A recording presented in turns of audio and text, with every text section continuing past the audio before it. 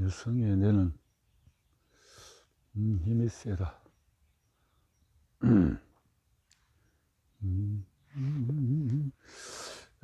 가까운 사람의 ADD인지 궁금할 때는 어떻게 하나, 배우자나 애인이 있다면 그 사람을 떠올려 해당에 표시를 해보자. 그가 자주 당신의 말을 제대로 듣지 않는다고 느끼나? 그의 약속을 믿을 수 없을 때가 많은가? 그가 자주 마지막 순간에 일을 미룬다고 생각하는가? 그가 다른 사람에게 경솔한 말이나 행동을 해서 당혹스럽게 자주 있나? 그가 자주 늦거나 서두르는가? 그저 싸움이 하고 싶어서 문제를 만들어낼 때가 많다고 느끼는가? 항상 당신이 그를 앉혀놓고 중요한 문제를 의논하는 쪽인가? 그가 별 이유 없이 화를 벌컥 낼 때가 많은가? 그가 소음이나 접촉에 민감하게 구는가? 그가 즉흥적으로 결정을 내려서 나중에 후회하는 일이 많은가? 그가 일상적인 일에 화를 내거나 지겨워하는가? 그가 아침에 유난히 일어나기 힘들어하거나 짜증을 내는가? 그가 자신의 친근한 감정을 말로 표현하기 어려워하는가? 이 사항들 가운데 4개 이상이 된다면 그 사람은 성인 ADD가 일 수가 있다.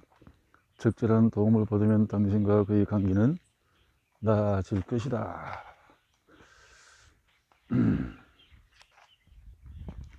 ADD는 심한 경우에 인간관계를 망칠 수가 있다. 대표적인 사례들을 소개하겠다. 좌절감이 부부 관계를 망친다. 오늘날은 가정의 의인 남편 세미열의 병원에서 매니저로 일했다. 아내가 병원에 나와서 가족의 자산을 보호하고 직원들을 관리해 주기를 남편이 원했기 때문이다. 처음에는 런다도 흔쾌히 도왔지만은 곧 일이 버겁기 시작했다. 사무실 관리와 집안일을 모두 잘 해내는 게 힘들었다. 두 아이 8세와 5세 세로는 부모가 낮에 일하러 가면서 버릇이 없어졌다. 런다는 세미열과 일하기 전에는 집안일을 잘했고 집을 깨끗이 정돈했다. 그런데 일을 나가기 시작한 뒤로 정리해서 완전히 손을 놨다. 집중력 있게 일하지 못해서 오랜 시간에 일에 매달려야 했고 그 때문에 집에서 항상 뒤처진다는 기분이 들어서 좌절했다. 보다 못해 세미열이 도와주겠다고 했다. 런다는 남편의 이런 제안을 다른 여성들처럼 바깥 일과 집안일을 다 해내려는 자신을 모욕하는 것으로 받아들였다. 런다는 집중력과 마무리 능력 부재로 사무실에 부주의한 실수를 어질러진 집을 완전히 방치했다. 그녀가 나를 찾아왔을 때 직장 생활은 물론 결혼 생활도 끝장나기 직전이었다. 상황을 제자리로 돌리는데 그의 치료뿐만 아니라 남편의 도움도 필요했다. 이런 상황이 되면 가정, 경제, 모든 건강 다 망가지겠죠. 만성적인 갈등을 무사히 회복하기까지 셀리와 조지는 처음에는 서로에 대한 사랑도 뜨거웠다. 관계가 아주 좋았다. 결혼하고 나서 두 사람은 가족 사업을 하면서 거의 모든 시간을 붙어 있었다. 하지만 불행히도 서로 싸우기 시작했고 갈수록 싸움은 일상이 되었다. 대부분 사소한 일로 다투고 그럴 때마다 서로에 대해서 부정적인 말을 하거나 빈정거렸다. 관계를 혼란으로 몰아가는 뭔가 있는 듯했다. 이것이 가장 명확하게 드러날 때는 중요한 사업 협상이 있는 날이었다. 셀리가 주로 협상을 맡았는데 그녀는 중요한 협상을 앞두고 조지에 의도적으로 싸움을 걸었다. 소란스러운 광경이 펼쳐졌다. 고성이 오가고 저주와 욕을 퍼붓고 물건을 집어던지고 이혼하겠다고 협박했다. 셀리는 싸움으로 힘을 얻는 사람입니다. 셀리가 ADD를 겪고 있다는 것을 이들의 상담사가 알아보고 치료하고 나서야 두 사람의 관계가 다시 정상으로 돌아왔다. 쌍방폭행 부부를 상담과 약치료로 개선시키는 일. 자, 상담폭행, 쌍방폭행. 밥과 배에서는 문제가 영원히 계속될 것처럼 보였다. 연애 시절부터 서로 싸우고 헤어지고 화해하는 일이 다반사였다. 두 사람은 고등학교 때 파티에서 친구의 소개로 만났다. 두 사람 다 마리아나와 술을 많이 했고 밥은 코카인에 손을 댔다. 그는 코카인이 공부와 회사의 업무에 도움이 되었다고 말을 했다. 업무에 도움이 되었다고? 둘 다 가족에 문제가 있었고 학교에는 아무 관심이 없었다. 베스가 임신을 하면서 두 사람은 결혼을 했다.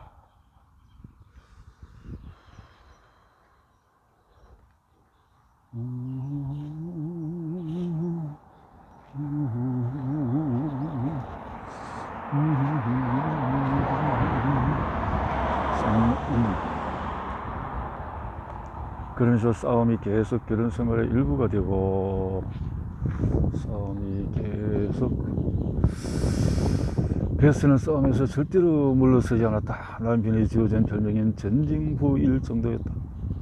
밥이 보기에 아무 문제가 없을 때도 그녀가 먼저 싸움을 걸 때가 많았다고 한다.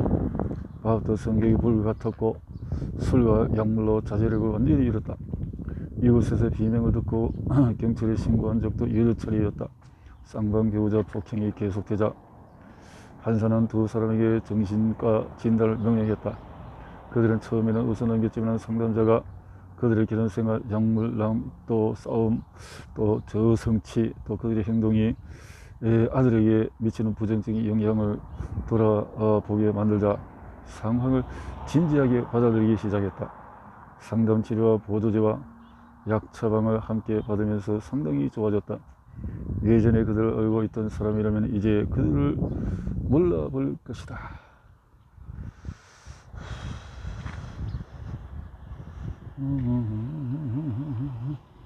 이렇게 ADD를 앓는 남편과 결국은 이혼에 이르렀다. 하여가 캐시는 결혼했을 때만 해도 사이가 아주 좋았다. 공통점이 많았고 서로 뜨겁게 사랑했고 목표도 비슷해 보였다. 처음에 캐시는 하루의 털털하고 자연스러운 면을 좋아했다. 그녀는 잘 긴장하는 편이었는데 할이 그녀를 웃게 만들고 편하게 즐기도록 했다. 하지만 결혼하고 몇 달이 지나자 캐시는 할에게 실명하게 되고 자주 연락도 않고 집에 늦게 들어오고 집안 일도 제대로 마무리하지 않고 옷을 세 자리에 두거나 식사를 하고 접시를 싱크대에 갖다 놓지 않았다. 별 생각 없이 캐시에게 상처를 주는 말을 했다. 캐시는 자신이 갈수록 잔소리거리 되는 것이 같아서 싫었다. 두 사람 사이가 점점 멀어져서 둘 다 외도 생각까지 했다. 결국 할이 외도의 유혹에 넘어갔고 그들의 결혼 생활은 끝이 났다.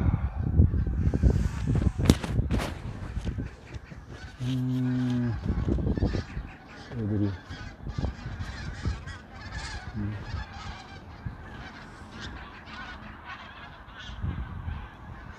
ADD를 치료하지 못한 남성의 비참한 말로라.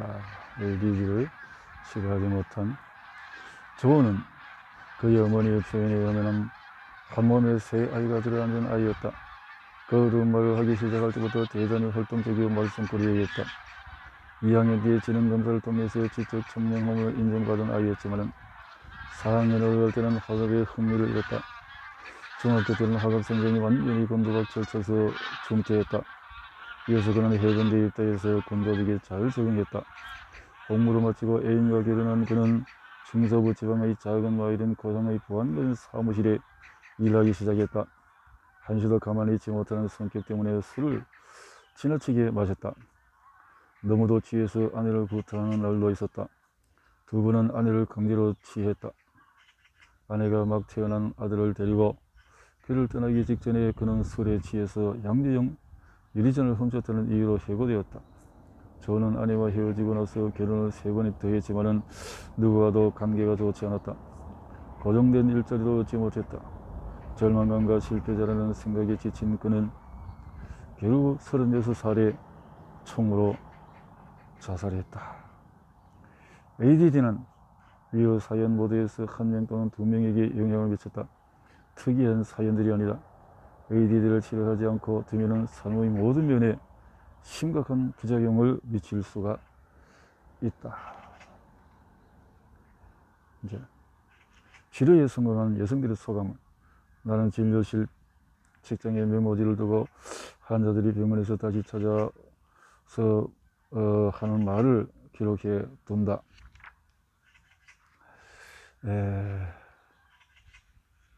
그래서 어떤 남긴 내용을, 실제로 남긴 이야기를 한번 보자 하는 거죠.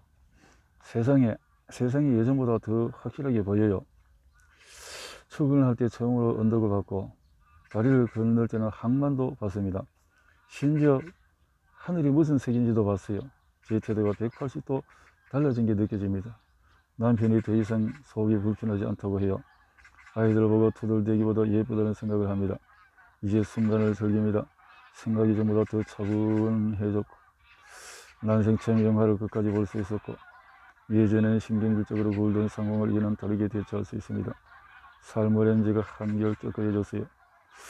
다리에서 때려 내렸던 것도 참 이제는 사랑 아니고 꿈만 같습니다. 시력을 되찾은 것만 같아요. 더 이상 정신없이 달려 처음으로 삶의 책임감을 느낍니다. 전체적인 시야로 세상을 바라보게 되었어요. 예전에는 스스로가 멍청하다고 여겼어요. 모든 사람이 저보다 나은 것처럼 보였죠. 이제 내면에 있는 똑똑한 면들을 믿기 시작했습니다. 식욕이 예전보다 정상으로 돌아왔어요. 갇혀있던 지긋지긋한 분적홀에 빠져나왔습니다. 예전에는 새벽 2시에 거리를 혼자 걷곤 했습니다. 자, 이렇게 해서 소모적인 싸움을 하지 않습니다. 예전에는 이것을 즐겼죠. 자, 소모적인 싸움을 하지 않고 이렇게 해결된 사람들. 또 내가 AD 여성들을 열심히 돕는 이유는 뭘까? 그것은 큰딸 부리는 겉으로 보기는 완벽한 아이, 항상 싹싹하고 귀엽고 방도 깨끗하고 학교도 열심히 했다. 하지만 나는 딸이 아주 머리가 좋다는 생각을 결코 하지 않았다. 이렇게 쓰고 보니 가슴이 메워지지만 사실이다.